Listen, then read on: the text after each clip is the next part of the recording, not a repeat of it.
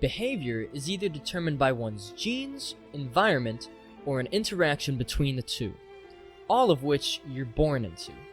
We don't choose what we are or what we become. We are put into the genes and experiences that make us who we are. Thus, if you wouldn't want to be someone, then you are more fortunate than them. This is obvious when it comes to issues of poverty, but for example, if you are happy that you are not Charles Manson, that means that when you were placed into your genes, by your own standards, you were more fortunate than Charles Manson, who was placed into genes and experiences that turned him into a person that you are happy you are not. We all have the potential to become the people we call monsters. If we had their genes and their environments, we would be them. That we are not is a matter of being fortunate. So, when we punish someone who has done something horrible, we are essentially punishing them for being unfortunate, even if they did horrible things to people simply because they themselves never suffered growing up, turning them into narcissists.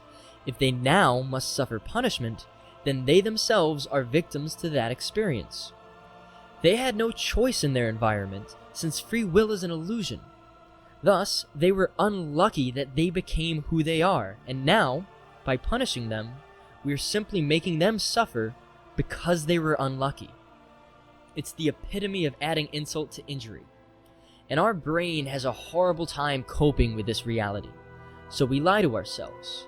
We tell ourselves that they deserve the suffering because it's justice. But they don't deserve it.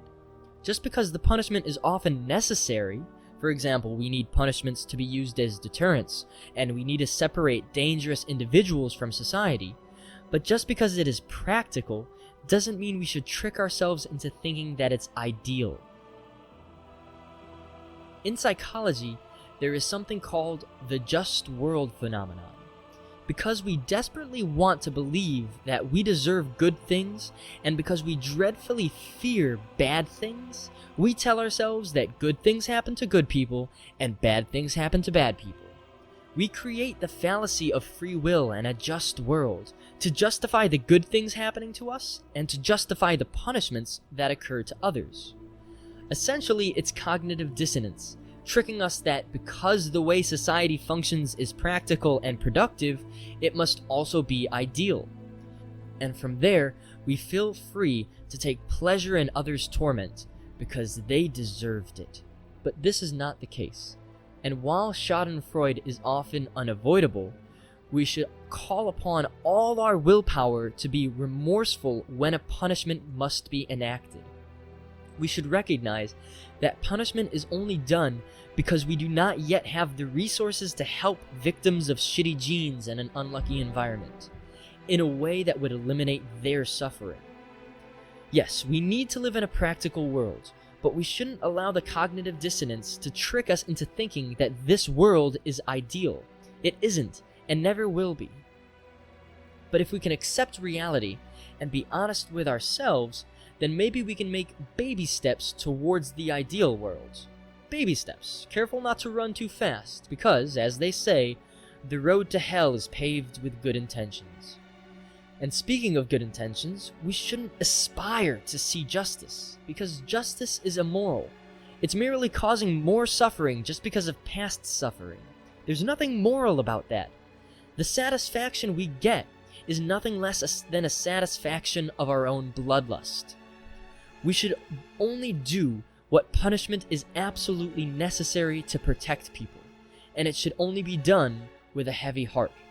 Prisons are just the modern-day Colosseum. In an ideal world, they would all be turned into a rehabilitation clinic. But we have such a hard time coming to terms with all this. We desperately want to say that they deserve it. Eventually, it always comes down to the same classical belief. They deserve it because they are bad. They deserve it because they are evil. We don't allow ourselves to grasp the comprehensive influence of genes and environment because that would mean we don't deserve our own merits. So we push the knowledge away and force ourselves to be unable to comprehend these evil actions. But that is dangerous. This belief in free will and good and evil is alone responsible for most of the suffering in human history.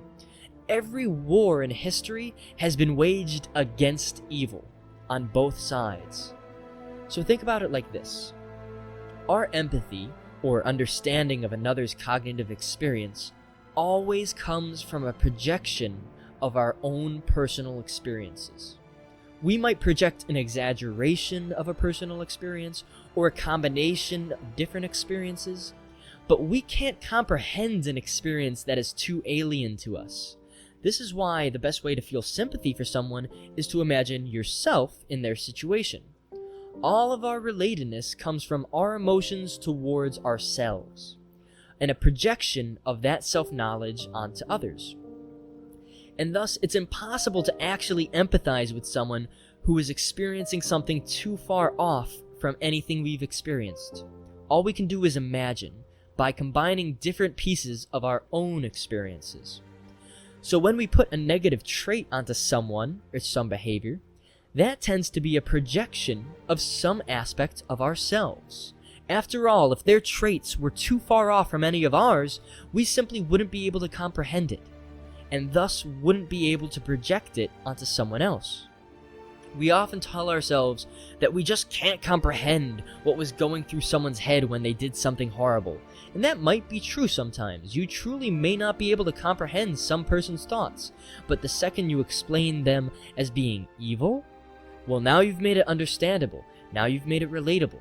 That person is the epitome of all the parts that we hate and fear in ourselves. You see, we are our own definitions of evil. If an evil act was truly incomprehensible, then we wouldn't be hateful. We would simply be sad and maybe confused. When a bear kills a human, we don't consider the bear evil because we truly cannot possibly comprehend what was going through that bear's head. We can't empathize with the bear. Evil is simply a projection of the parts we hate about ourselves.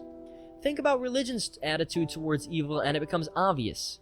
Evil in religion is giving in to our animalistic urges, exactly what they hate. And our continued use of the concept of evil seems to almost imply as if we're scared of understanding ourselves. Probably because we'd realize that even if we've ditched religion, we still hold on to its greatest delusions: justice, free will, the notion that humans could know objective truth, and good and evil. So when you see someone as evil, ask yourself, what parts of you do they reflect? What are you projecting onto them to claim they're evil? Is it a lack of taking responsibility? A lack of empathy? A lack of self-awareness? So let's go over an all-encompassing definition of evil that pretty much covers every possible personal definition. Unempathetic hypocrisy. Whomever you deem evil, they are exhibiting hypocrisy and a lack of empathy. But you yourself, by deeming them evil, are doing the very same thing. Since again, nobody chooses what they are. And yes, I myself experience unempathetic hypocrisy, for example, towards moral busybodies. And there is no solution, no way to avoid the experience. But what we can do is be aware when it happens. Awareness allows us to take a step back, acknowledge our own subjectivity, and modify our judgments.